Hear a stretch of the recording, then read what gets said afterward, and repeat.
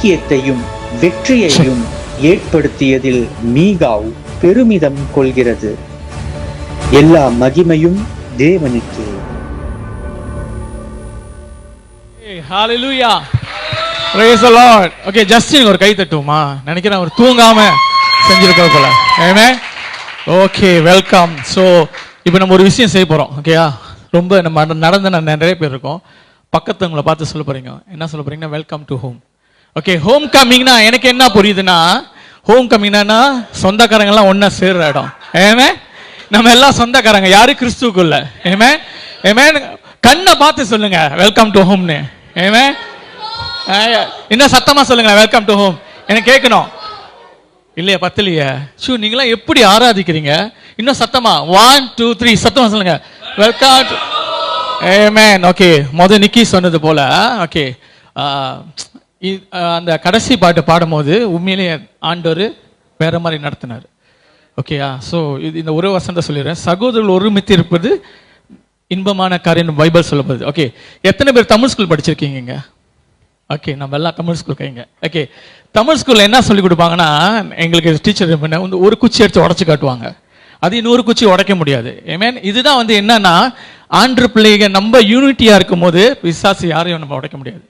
ஏமேன். ஸோ நம்ம ஒற்றுமையா இருப்போம், சந்தோஷமா இருப்போம். இன்னைக்கு இது வந்து மீகா ஃபேமிலியோட டே. ஸோ ரொம்ப இதை ரிலாக்ஸா பீஸா இருங்க. ஓகே, என்ஜாய் பண்ணுங்க. ஓகே, இன்னொரு காரியம் நான் சொல்லிடுறேன். ஓகே, இங்க பாத்தீங்களா டிஷர்ட், மீகா டிஷர்ட் போட்டிருக்கோம்ல. ஸோ இது வெளியில வந்து அவங்க கொனை குரூப்ல ஜெனரேட் இருப்பாங்க. ஸோ கொனைக்குன்ற அந்த இதுல ஓகே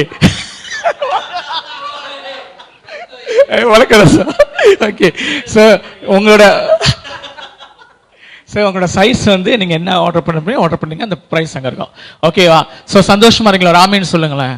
கொஞ்சம் சிரிங்க. ஆக்சுவலி நம்ம ஒரு ஃபெஸ்டிவல்ல எப்படி சந்தோஷமா இருக்கும் சொந்தக்காரங்களை. இப்போ நம்ம எல்லாம் கிறிஸ்துக்குள்ள சொந்தக்காரங்க. ஓகே, கிறிஸ்துக்குள்ள சகோதரர்கள். ஓகே, சரி, அடுத்தது நம்ம என்ன பார்க்க போறோம்னா, ஃபர்ஸ்ட் ஸ்பீக்கர் யாருன்னா பிரதர் சாம் ஜோஷுவா.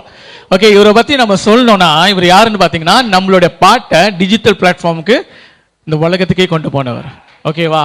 சோ நம்ம கைகளை தட்டி அவரை வரவேற்போமா?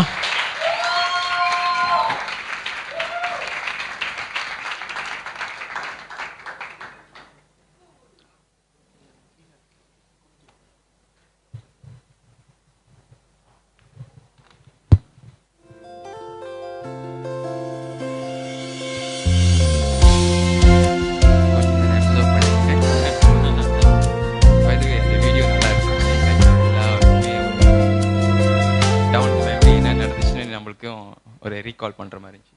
சரி, நான் சாம் ஜோஷுவா.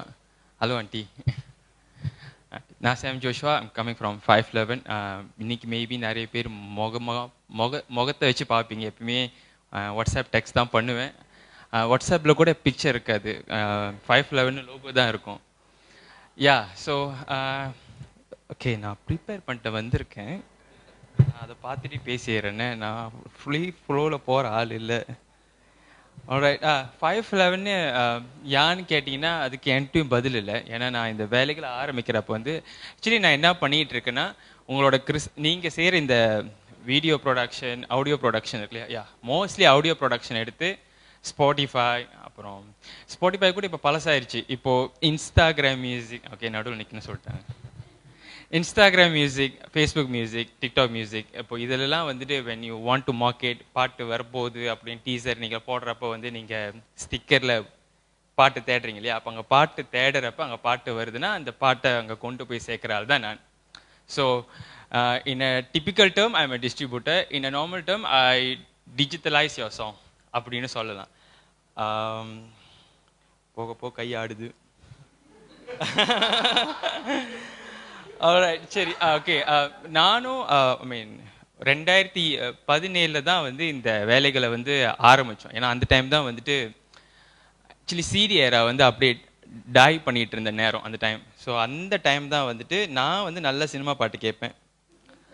அப்போ அதே மாதிரி கிறிஸ்தவ பாட்டு கேட்குறப்போ வந்துட்டு வி டோன்ட் ஹேவ் சாஸ். நம்மளுக்கு ஸ்டில் நம்ம வந்து சிடியிலேருந்து எக்ஸ்ட்ராக்ட் பண்ணி பென்ட்ரைவில் போட்டு கேட்போம். அப்போது ஸ்பாட்டிஃபைல கேட்குறது வந்து எனக்கு பிடிக்கும். ஏன்னா வந்துட்டு கரெக்டாக பாட்டோட பேர், பாட்டோட ஆர்டிஸ்ட் பேர், அப்புறம் லிரிக்ஸ் யார் எழுதுனா, இது எல்லாமே அங்கே டீட்டெயில்டாக இருக்கும். ஆனால் நம்ம சிடியில் போட்டு கேட்குறப்போ வந்து ட்ராக் 1, ட்ராக் ட்ரூ அன்னோன் அப்படின்னு இருக்கும். அது வந்து எனக்கு பார்க்க எப்பயுமே பிடிக்காது. ஸோ அதுக்கு ஒரு மாற்றத்தை கொண்டு வரணும். மாற்றத்தில் ஏன் இது இங்கே இருக்க மாட்டுதுன்னு கேட்டேன். அப்புறம் தான் சொன்னாங்க அதுக்கு கொண்டு போகிறதுக்கு வந்து ஒரு பெரிய வேலைன்னு. அந்த டைம் மனசே பாட்டு மட்டும்தான் இருந்துச்சு. அவர் தான் அந்த டைம் ரிலீஸ் பண்ணியிருந்தாரு. ஸோ அப்போது அதுக்கு என்ன செஞ்சால் அங்கே போக முடியும்னு பார்த்தேன். அதுக்கப்புறம் தான் இவ்வளோ நடந்துச்சு. ஸோ முதல்ல மைல்ஸ்டோன் சொல்லிடுறேன்.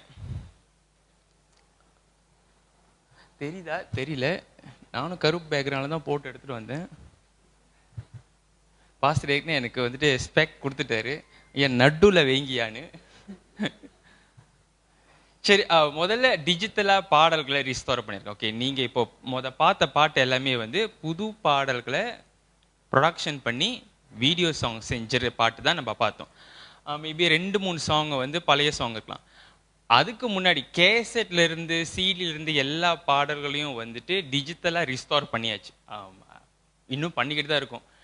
ஐ திங்க் இன்னைக்கு பாஸ்டர் ரிச்சர்ட் சிதம்பரம் பேர் பார்த்தோன்னே எனக்கு ஞாபகம் வந்துச்சு. ஏன்னா வந்துட்டு அவரோட பாடல் வந்து இன்னும் டிஜிட்டல் பிளாட்ஃபார்ம்ல இல்லை. ஏன்னா அவரோட கேசட் இன்னும் கிடைக்கல, இன்ன வரைக்கும் கிடைக்கல. ஒரு 2 கேசட் கிடைச்சிருக்கு. அந்த 2 கேசட் எடுத்து கம்பைல் பண்ணி வச்சிருக்கேன். தவிர இன்னும் எனக்கு தெரிஞ்சு ஒரு 4 ஆல்பம் ஐ பிலீவ் அது இன்னும் கிடைக்கல. ஸோ அதனால இன்னும் அது வேலைகளை தேடிட்டு தான் இருக்கோம். பார்க்குற ஆளுங்கள்ட்ட நம்ம எல்லாம் கேட்டுட்டு தான் இருக்கிறோம். மித்தபடி பழைய பாடல்கள் நம்ம மலேசியாவிலே இயற்றப்பட்ட பாடல் இது வரைக்கும் as a matter of fact வந்து நம்மளுக்கு வந்து 1989 இருந்து தமிழ் பாடல்கள் இயற்றப்பட்டிருக்கு. அதுல அங்கிருந்து இதுக்கு முன்னாடி பின்னாடி போல இது வரைக்கும் தான் இருக்கு. ஸோ அது நம்ம செஞ்சிட்டு இருக்கோம். இப்போ ரீசனாக ஒரு ஃபைன் பண்ண யார் நம்ம ஜோயலோட ஃபாதர் இன் லா யார், அவரும் வந்து கேசட் போட்டிருக்காரு. அவரோட கேசட் வந்து மினி கேசட். நான் எந்த கடைக்கு போனாலும் எடுத்துக்க மாட்டேறாங்க. அந்த கேசட் இன்னும் சரி அதை எப்படி டிஜிட்டலாக ரிஸ்டோர் பண்ணுற வேலையை செஞ்சுட்டு இருக்கோம். அடுத்து கான்டென்ட் மேனேஜ்மெண்ட். ஆல்ரைட், ஒரு குறுகிய காலகட்டத்தில் வந்துட்டு மிகாஃபில் மட்டும் இல்லை, மலேசியாவில் ப்ரொடியூஸ் பண்ணுறவங்க எல்லாருமே வந்து பாட்டு விசிபிள் பண்ணுறதுக்கு வந்துட்டு விசிபிளாக ஆளுங்களுக்கு போய் சேரணும் அப்படின்றதுக்கு வந்துட்டு ரீஜாய்ஸ் சேனல்லாம் கொடுத்துட்டு இருந்தீங்க. அது நல்லபடியாக ஒர்க் ஆச்சு. ஆனால் அதுக்கப்புறம் அது ஒரு கட்டத்துக்கு மேலே வந்துட்டுன்னா அந்த பாட்டு நீங்களே ஓன் பண்ண முடியாது, உங்களோட சேனலையும் போட்டுக்க முடியாமல் இருந்துச்சு இல்லையா? ஸோ அப்போ அந்த சிக்கல்களை வந்து அவங்கள்ட்ட பேசி அப்புறம் அவங்கள்ட்ட மெயில் அனுப்பி, அது மட்டும் இல்லாமல் எத்தனை பேர் இங்கே ஸ்பாட்டிஃபை ஆர்டிஸ்ட் பேஜை கிளைம் பண்ணிட்டீங்க?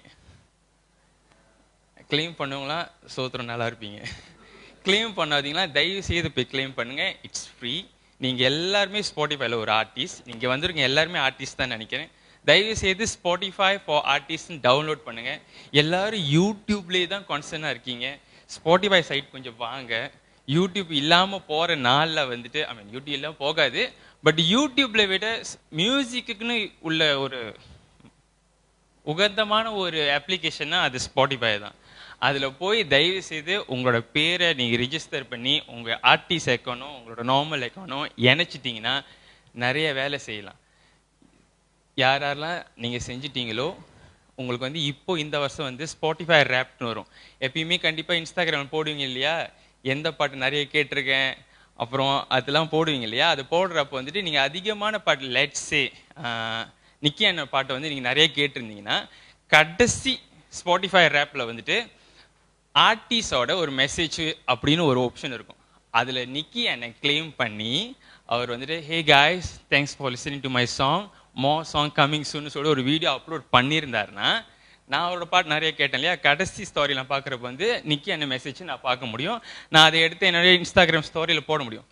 இது எல்லாம் நீங்கள் வந்து ஸ்பாட்டிஃபை ஆர்டிஸ்ட் செஞ்சுருந்தீங்கன்னா நவம்பர் 21க்குள்ளே அப்லோட் பண்ணியிருந்தீங்கன்னா உங்களோட ஃபேன்ஸ் பார்ப்பாங்க. இது எல்லாம் நீங்கள் செஞ்சாதான் தெரியும். சாரி, ஆக்சுவலி நான் வேறு இடத்துக்கு போயிட்டேன். கண்டென்ட் மேனேஜ்மெண்ட், இதுதான் கண்டென்ட் மேனேஜ்மெண்ட். இப்போ இதை அடுத்து இது செய்யுங்க, இதை அடுத்து செய்யுங்க, இதை நேவிகேட் பண்ணுறதுக்கு தான்.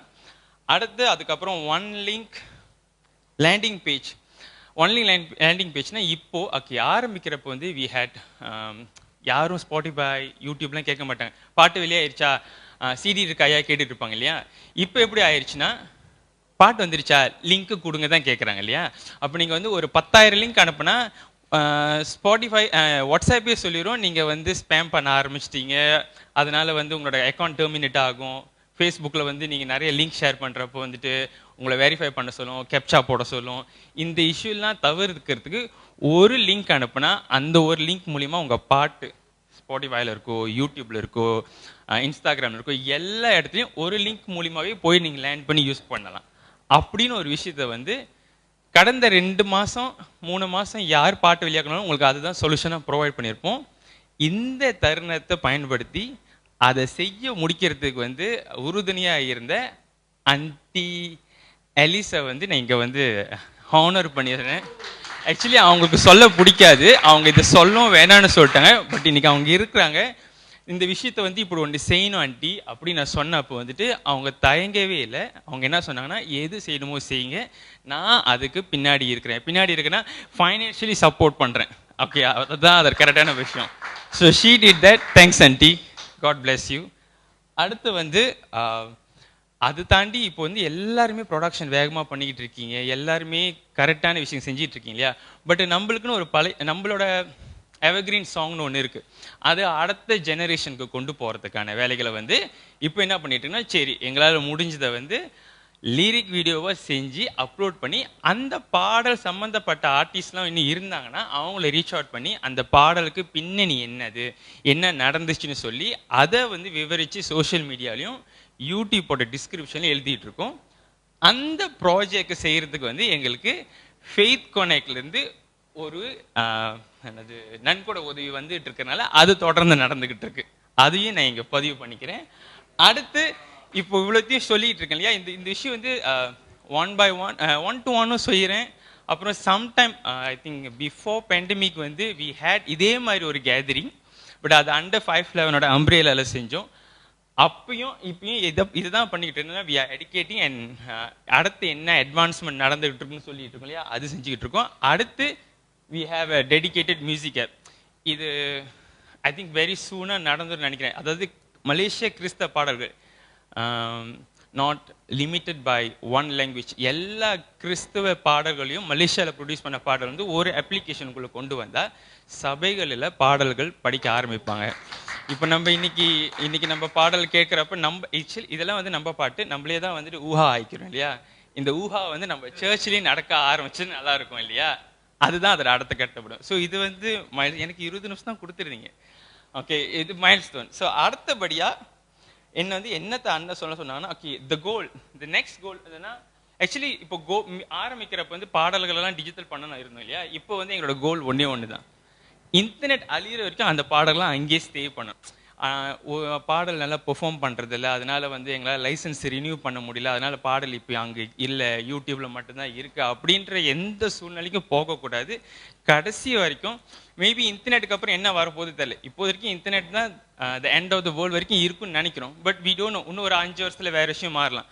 பட் அது அழியிற வரைக்கும் அந்த பாடல்கள் கடைசி வரைக்கும் இன்டர்நெட்ல இருக்கணும், அதுதான் எங்களோட கோல்.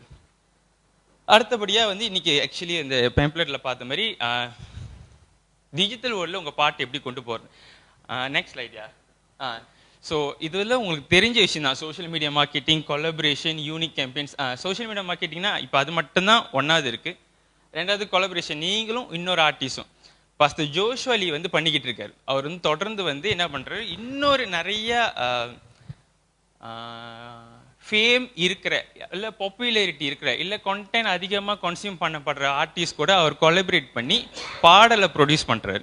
அதனால என்ன நடக்குதுன்னா, அவங்க மூலியமாக இப்போ பென் சாமுவல் மூலியமாக ஜோஷுவா லீ பாட்டு கேட்குறாங்க.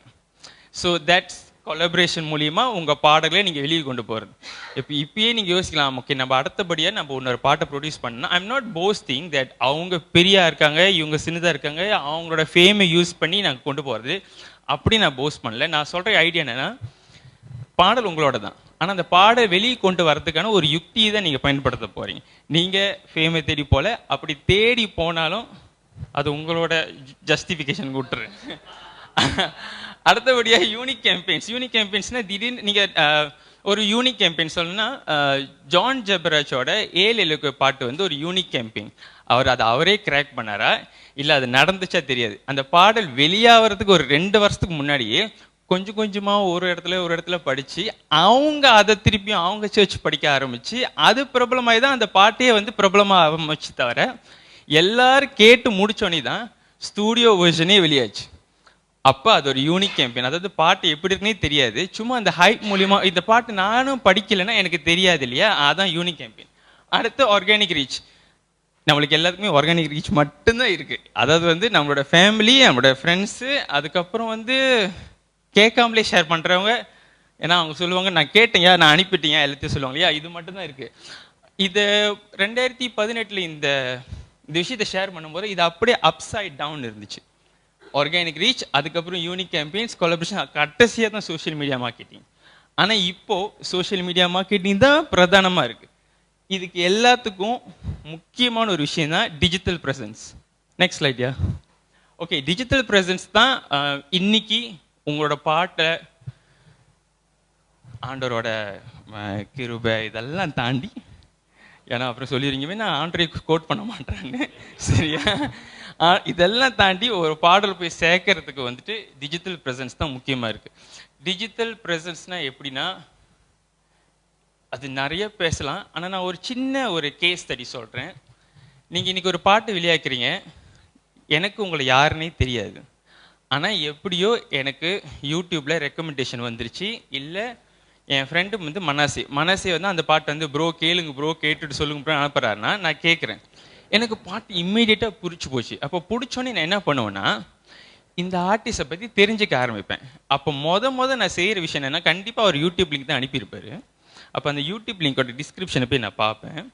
அந்த டிஸ்கிரிப்ஷனில் அந்த ஆர்டிஸ்ட்டை பற்றி பேசி, அதுக்கப்புறம் அவங்களோட சோஷியல் மீடியாவில் இருந்துச்சுன்னா அங்கெல்லாம் தட்டி பார்ப்பேன். அவர் யாருன்னு தெரிஞ்சுக்குவேன். இவருக்கு ஆல்ரெடி நிறைய ஃபாலோவர்ஸ் இருந்துச்சுன்னா இவர் ஆட் ஃப்ரெண்ட் பண்ணால் இவர் அப்ரூவ் பண்ண மாட்டார். அப்போ நான் என்ன பண்ணுவேன், இன்ஸ்டாகிராம் போயிட்டு ஃபாலோ பண்ணிக்குவேன். ஏன்னா அங்கே வந்து ஒரு கண்டிப்பாக ஒரு ஃபாலோ பேக் பண்ணலையே. ஸோ சப்ஸ்கிரைப் பண்ண மாட்டேன், ஃபாலோ மட்டும் பண்ணி வச்சுக்குவேன். அதுக்கப்புறம் அவரை ஸ்டடி பண்ண ஆரம்பிப்பேன். அன்னிலேருந்து உட்காந்து ஸ்டடி பண்ண மாட்டேன். எப்பெல்லாம் ஸ்டோரி பார்க்குறப்ப இவரோட பாட்டு ஓகே, இவரோட பாட்டு நல்லா தான் இருக்குது, அவரோட அடுத்த பாட்டு கேட்பேன். அதுக்கப்புறம் அவரோட ஃபீட்டை அப்படியே நான் கீழே அப்படியே ஸ்க்ரோல் பண்ணிட்டு போகிறப்போ வந்துட்டு இவருக்கு இந்த பாட்டுக்கான இதான் முன்னோடியாக இருந்திருக்கு, ஆரம்பத்தில் இப்படி தான் படிச்சிருக்காரு. இது எல்லாம் நான் செய்கிறேன் இல்லையா, இது செய்கிறதுக்கு கரெக்டாக அவர் யூடியூப் டிஸ்கிரிப்ஷனில் ஃபேஸ்புக் லிங்கை கொடுத்துருக்காரு. அதுக்கப்புறம் வந்து அவரோட ஃபேஸ்புக் பேரை வந்து நான் சர்ச் பண்ணுறப்ப யூடியூப் பேரும் ஃபேஸ்புக் பேரும் ஒரே. இங்கே சில பேர் பார்த்தீங்கன்னா யூடியூப் பேர் வந்துட்டு mighty miracle songs anointing worship அப்படி வச்சுக்குவாங்க.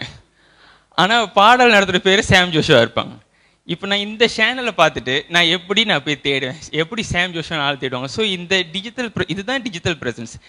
Every thing is connected and every thing is linked. அதுக்கான வேலைகள் நீங்கள் அதாவது அது ஒரு டைம் வேலை இல்லை, எவ்ரி டைம் இட்ஸ் இவால்விங். இன்னைக்கு ஒரு புது ஃபீச்சர் வந்திருக்கும், நாளைக்கு ஒரு புது ஃபீச்சர் வந்திருக்கும். ஸோ அந்த டைம் வரைக்கும் உங்களை தேடுறப்ப அவங்க கண்டு அடையிறாங்களா, அது மட்டும்தான் இப்போ மேட்டர். நீங்கள் அது தேடுறப்ப நீங்கள் கண்டு அடையலைன்னா you are losing the leads. நீங்கள் பார்ப்பீங்க உங்களோட பாடலில் வந்து ஒரு 6K வியூ போயிருக்குன்னா, அதே பாடலில் நீங்கள் வந்து ஃபேஸ்புக்கில் போட்டிருப்பீங்க உங்களோட அக்கௌண்ட்டில். அங்கே பார்த்தீங்கன்னா ஒரு 15 தான் போயிருக்கும். எப்படி யூடியூப்பில் மட்டும் ஹிட்ஸ் அடிக்குது, இங்கே அடிக்க மாட்டேன்னா, ஏன்னா அவங்க ரிட்டர்ன் பண்ணுறதுக்கு நீங்கள் எந்த ஒரு வழியும் செய்யலை. சரி, வழியெல்லாம் செஞ்சிட்டீங்க, அப்பயும் அங்கே இதாக இருக்குன்னா பாட்டு நல்லா இல்லை அப்படின்னு சொல்லிடுவாங்களா? அதாவது அவங்க உங்களை வந்து சேராததுக்கு நிறைய ரீசன் இருக்கலாம். ஆனால் அவங்க சேரத்துக்கு நீங்கள் எல்லா வேலையும் செஞ்சு முடிச்சிட்டிங்களா, அது மட்டும்தான் இங்கே நம்ம ஃபோக்கஸ் பண்ண போகிறோம். அதுதான் இந்த டிஜிட்டல் ப்ரெசன்ஸ். ஸ்லைட் 3 நினைக்கிறேன், வெள்ளை கலரில் இருக்கும், சைமன் ஃபெர்னாண்டஸ் இருக்கும்.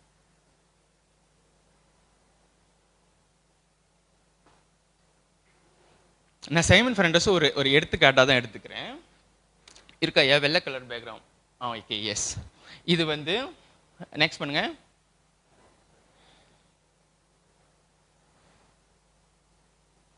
நெக்ஸ்ட் பண்ணிடலாம்.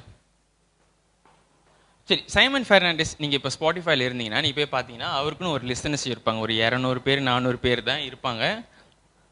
இமேஜ் லோட் ஆகலையோ, சரி விட்டுருங்க. ஆல்ரைட், அவருக்கு வந்து ஒரு லிசனர்ஸ் இருப்பாங்க. இது வந்து பேக் இன் 2018. அப்போ அவர் வந்துட்டு அவருக்கு முதல்ல இந்த ஸ்பாட்டிஃபை அக்கௌண்ட் இதெல்லாம் தெரியாது. ஆனால் அவர் அந்த பேங்கில் அந்த ஒர்க் ஷாப்புக்கு வந்துட்டு போனதுக்கப்புறம் அவர் வந்து என்கிட்ட கேட்டார், ஒன்று சொன்னார், நான் வந்து இதுக்கப்புறம் வந்து வெளிநாடு ட்ராவல் பண்ணுறேன், அப்போ நான் எப்படி இந்த லிசனஸை எனக்கு கொண்டு வர்றது அப்படின்னு கேட்டார். அப்போ நான் சொன்னேன், நீங்கள் லிசனஸ் கொண்டு வரத்துக்கு வந்துட்டு நீங்கள் இப்போது வந்து பேக்காக சிடியும் எடுத்துகிட்டு போக முடியாது. ஒன்று எடுத்துகிட்டு எப்படியாச்சும் நீங்கள் எடுத்துகிட்டு போனாலும் வெளிநாட்டில் வந்து அந்த சிடி யூஸ் பண்ண மாட்டாங்க. அப்போ நீங்கள் அங்கே போய் சொல்ல போகிறதெல்லாம் என்னதுன்னா, நீங்கள் அதை பாடல் படிப்பீங்க, பாடல் பிடிக்கும், கண்டிப்பாக ஆள் வந்து கேட்பாங்க. அப்போ நீங்கள் சொல்ல போகிறதெல்லாம் என்னதுன்னா வந்து, என் பாட்டு டிஜிட்டல் பிளாட்ஃபார்மில் இருக்குது, சைமன் ஃபெர்னாண்டஸ் போடுங்க, நான் வந்துடுவேன், இதை மட்டும் சொல்லுங்கன்னு சொன்னேன். ஃபாஸ்ட் ஃபார்வர்ட் இன்னைக்கு அவருக்கு I think monthly he has about 2500 listeners அவருக்கு இருக்கிறாங்க. அவருக்குன்னு தனியாக வந்துட்டு ஸ்பாட்டிஃபையே ஒரு பிளேலிஸ்ட், திஸ் இஸ் சைமன் ஃபெர்னாண்டஸ்னு ஒரு பிளேலிஸ்ட் வந்து ஸ்பாட்டிஃபையே கிரியேட் பண்ணிச்சு. ஏன்னா அவருக்கு அவ்வளோ லிசனர்ஸ் இருக்கான்னு. ஏன்னா அவரும் போகிற இடத்துல வந்துட்டு அந்த டிஜிட்டல் ப்ரெசன்ஸை உருவாக்கியிருக்காருன்னா போயிட்டு சைமன் ஃபெர்னாண்டஸ்னு சொல்கிறா இல்லையா, அது நடக்கிறப்ப அவங்களும் தேடுறப்ப வந்து கரெக்டாக அவங்க வந்து ரிசல்ட்டில் வரும். அவர் முன்னுக்கு இருக்க முகமும் அங்கே இருக்க முகமும் அவர் சொன்ன டேர்மும் அங்கே இருக்கிற ரிசல்ட்டும் வந்து மேட்ச் ஆகுது இல்லையா, உடனே அவங்க ஃபாலோவராக மாறிடுறாங்க, உடனே அவங்க வந்துட்டு லிசனஸாக மாறிடுறாங்க, அவங்களே வந்துட்டு ஸ்டாட்டிக் ஏற்றிடுறாங்க. இதுதான் அந்த டிஜிட்டல் ப்ரெசன்ஸோட கர்வ். இது கரெக்டாக இருந்துச்சுன்னா, இது நீங்கள் கரெக்டாக செஞ்சீங்கன்னா, ஐ திங்க் உங்களுக்கு வந்துட்டு மோரலஸ் ஒரு வருஷத்தில் அட்லீஸ்ட் ஒரு 100 லிசனர்ஸாச்சும் உங்களுக்கு வந்து அக்யூமுலேட் பண்ணுவாங்க. எனக்கு கியூ கார்டு கொடுத்துட்டாங்க, 5 நிமிஷம் தான் இருக்குன்னு. I'm just fast forward.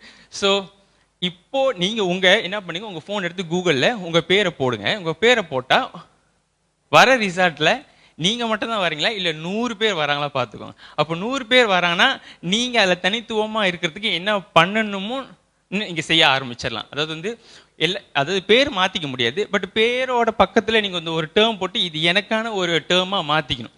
நான் அப்படி தான் வந்துட்டு இப்போ வச்சுக்கோங்க, இன்றைக்கி நீங்கள் கூகுளில் 511 போட்டிங்க, இது இப்படி போட்டிங்கன்னா என்ன ரிசல்ட் வரும் பார்ப்பீங்க. இப்போ இதுக்கு முன்னே ஒரு 2 மாதத்துக்கு முன்னாடி ஜோயலோக்கு வந்து கம்ப்ளீட்டாக டிஜிட்டல் ப்ரெசன்ஸை வந்து செட் பண்ணும். அப்போ ஜோயலோ ஹியர்னு தட்டினீங்கன்னா ஜோயலோ யார் அப்படின்னு சொல்லிட்டு ஏஐயே கொடுத்துரும். அவர் ஒரு மியூசிக் கம்போசர், அவர் இது அப்படின்னு சொல்லிட்டு ஏஐயே வந்து இன்டர்நெட்லேருந்து ஃபெச் பண்ணிடும். நீங்களும் அதையே செஞ்சீங்கன்னா அடுத்த கட்டத்துக்கு போயிடுவீங்க. அதுதான் டிஜிட்டல் ப்ரெசன்ஸ். அதுக்கப்புறம் எல்லாரும் பிஸி ஆகிட்டாங்க, முடிய புது சொன்னோடனே ஓகே அடுத்த கட்டம் வருது, எல்லாம் அடுத்துக்கு போயிட்டீங்க. சரி, அடுத்தபடியாக வந்து performance statistics. Okay, performance statistics வந்து ஆரம்பத்தில் நாங்கள் இந்த பாடல்களை டிஸ்ட்ரிபியூட் பண்ணுறப்ப வந்து one challenge that we faced is, பெரிய ஹியூஜ் கேட்டலாக் எடுத்து நாங்கள் ஹேண்டில் பண்ணுறப்ப வந்து எங்கள்கிட்ட வந்து இந்த ஆர்டிஸ்டோட என்ன பெர்ஃபார்மன்ஸ் ரிப்போர்ட் அப்படி கேட்குறப்ப எங்களால் ரிட்ரீவ் பண்ண முடியல. ஏன்னா நம்மளோட பாடல் அணிரத்தும் இல்லை, அவ்வளோ பெரிய ஸ்டேட்டிக்ஸும் இல்லை. So we had challenge. But அந்த சேலஞ்ச் வந்து கடைசி வரைக்கும் சேலஞ்சுன்னே சொல்லிட்டு இருக்கிறதும் சரியில்லை சொல்லிட்டு வி ஹேட் அ கான்வர்சேஷன் ஒரு 2 மாதத்துக்கு முன்னாடி இது எப்படி சார்ட் பண்ணலான்னு. அதை சார்ட் பண்ணி முடிச்சாச்சு. ஸோ மண்டே ஆன்வர்ட்ஸ் நீங்கள் என்ன பண்ணலாம், உங்களோட பாடலோட டைட்டில்ஸும் உங்களோட ஸ்டேஜ் நேம் இருக்கும். இப்போ யூனிஃபைடுக்கு வந்து ஸ்டேஜ் நேம் வந்து நிக்கி அண்ணனுக்கு வந்து ஸ்டேஜ் நேம் வந்து யூனிஃபைட் தான். யூனிஃபைட் சொல்லிட்டு பாட்டு பில் கொடுத்துட்டா இதுதான் அவங்க பாடல் வந்து எங்கள் ஐடென்டிஃபை பண்ணிட்டு அந்த பாடல் எடுத்து சிஸ்டம் விட்டு அந்த பாடலுக்கு என்ன ரிவென்யூ வந்திருக்குன்னு உங்கள்கிட்ட வந்துட்டு கொண்டு வந்து சேர்த்துட முடியும். So please revert to us. நான் அப்புறமேல என்னோட நேம் கார்டு வச்சு நீ உட்காந்துருப்பேன். So you can get my, actually நான் எல்லா குரூப்லையும் இருக்கேன். You people know me, just you are seeing me right now. இதுதான் இன்னைக்கு actually I want to share. 5 நிமிஷத்துக்குள்ள முடிச்சிட்டேன்னா ஓகே, தேங்க்யூ.